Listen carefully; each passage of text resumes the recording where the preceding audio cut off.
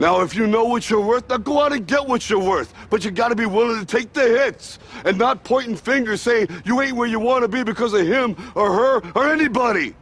Cowards do that, and that ain't you. You're better than that.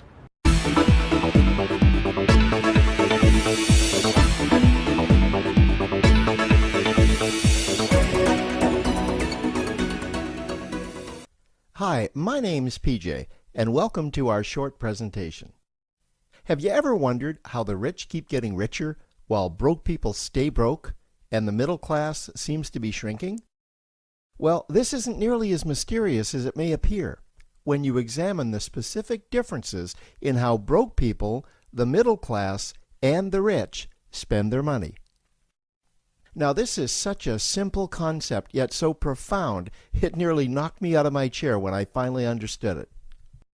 I'm going to show you exactly how the rich spend their money, and you can evaluate for yourself why they keep getting richer and the broke keep getting broker, and why the middle class remains so stressed out. Now, to get started, I'd like to review some financial terms we'll be using during this presentation.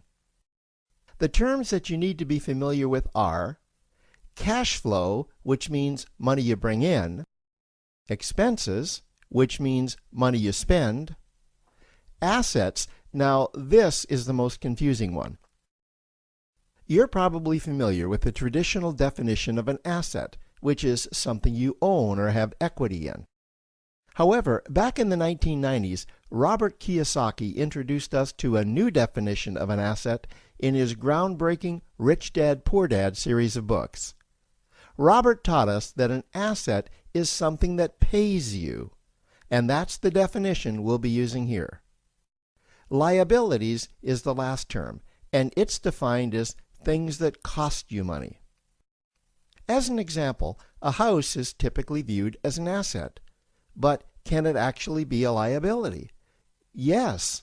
With our revised definition, anything that costs you money is a liability, not an asset. If you have a mortgage, your house is an asset to your banker because it pays him or her every month. But could a house also be considered an asset to you? Yes, in the right circumstances it could, when it pays you money.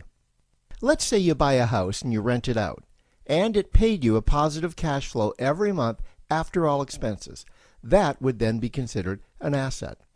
Now, one more time with the terms, just to be very clear before we continue. Cash flow is money you make. Expenses, that's money you spend. An asset pays you, and a liability costs you. Now let's take a look at how broke people spend their money. Now, when I say broke people, I'm not referring to the destitute. I'm speaking about that large portion of our society that lives from paycheck to paycheck and who never seem to have any money. In fact, most times there's more month left at the end of their money, and I'm sure many of you can relate to that group.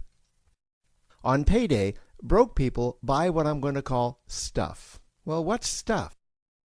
Well, that's inexpensive things that people buy that they don't really need to survive.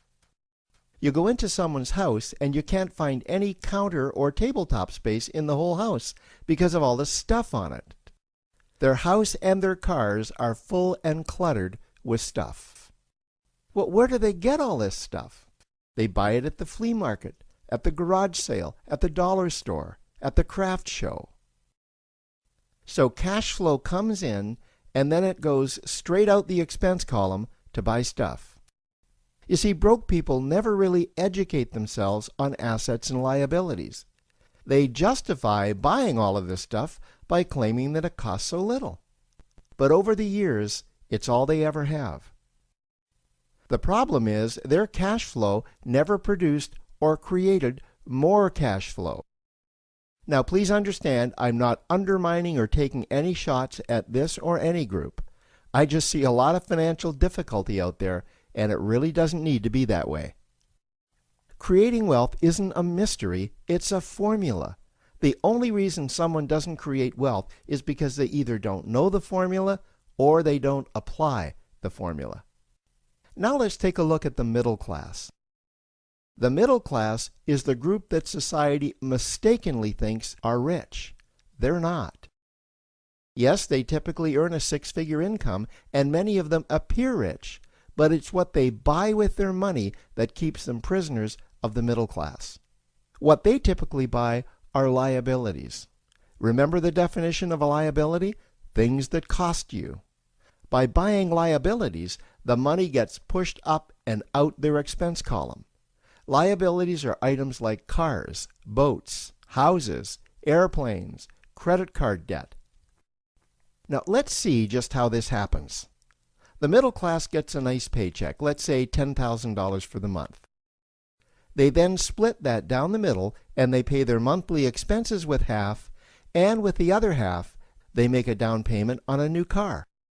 The car costs $5,000 down, and after they add on the insurance and the maintenance, that liability now costs $1,100 new dollars every single month. A few months go by, and they want a boat, then a vacation home, a Rolex watch on their credit card, a vacation on their credit card. And before you know it, their liabilities have raised their expense levels to near or above their income levels. They actually spend equal to or more than they make, meaning that they have to go to work and make a certain amount of money every single month just to cover their liabilities.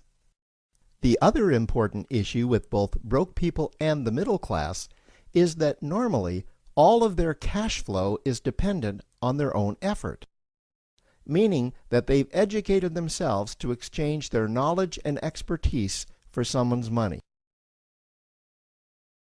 Also, the money they earn is usually the highest taxed form of income. Here's an example.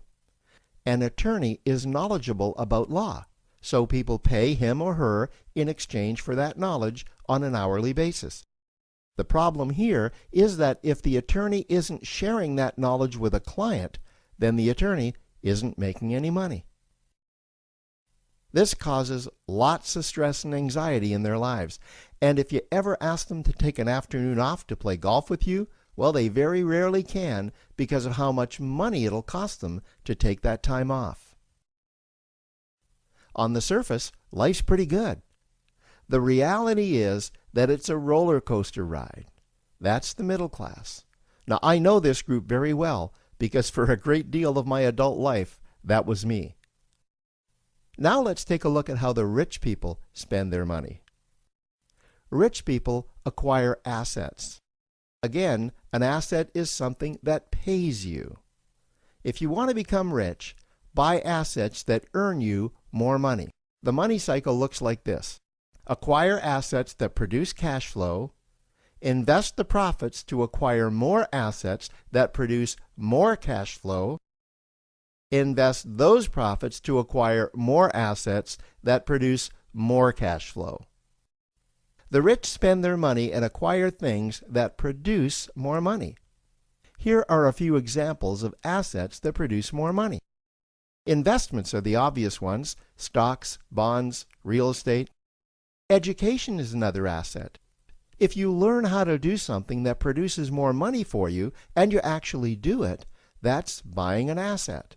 There's a great quote that goes, "If you think education is expensive, you should see how expensive stupidity is."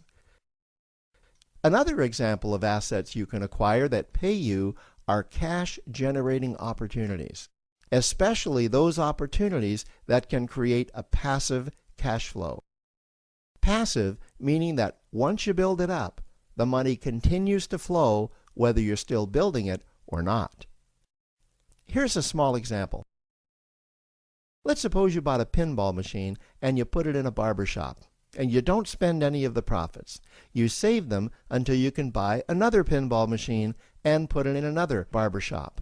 This, by the way, was Warren Buffett's first business. If you don't know who Warren Buffett is, he's one of the top 2 richest men in America. The rich are extremely eager to find those passive cash-generating opportunities because those opportunities continue to pay them month after month, year after year, long after they've stopped working the opportunity. You know, I see this happen again and again with successful entrepreneurs. They find a passive cash flow stream that they build up, and it continues to pay them month after month, year after year. They then take those profits and multiply them in another passive cash generating opportunity, and then again in another. In conclusion, here's what I've learned over the years.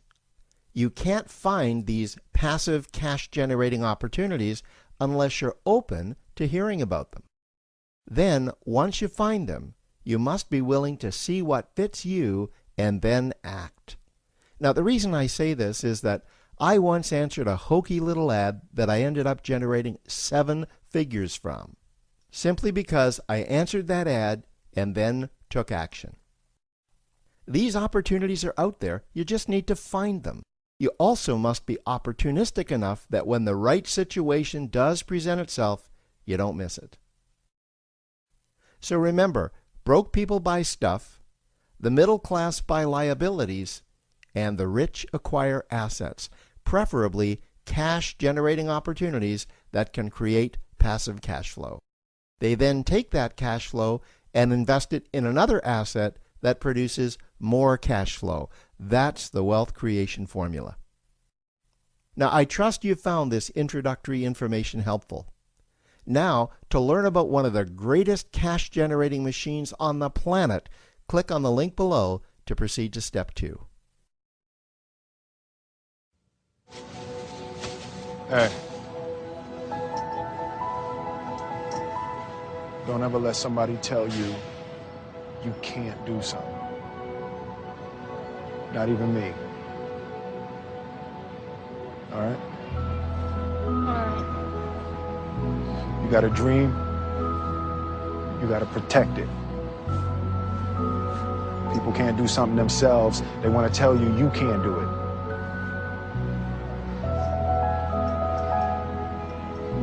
You want something, go get it. Period.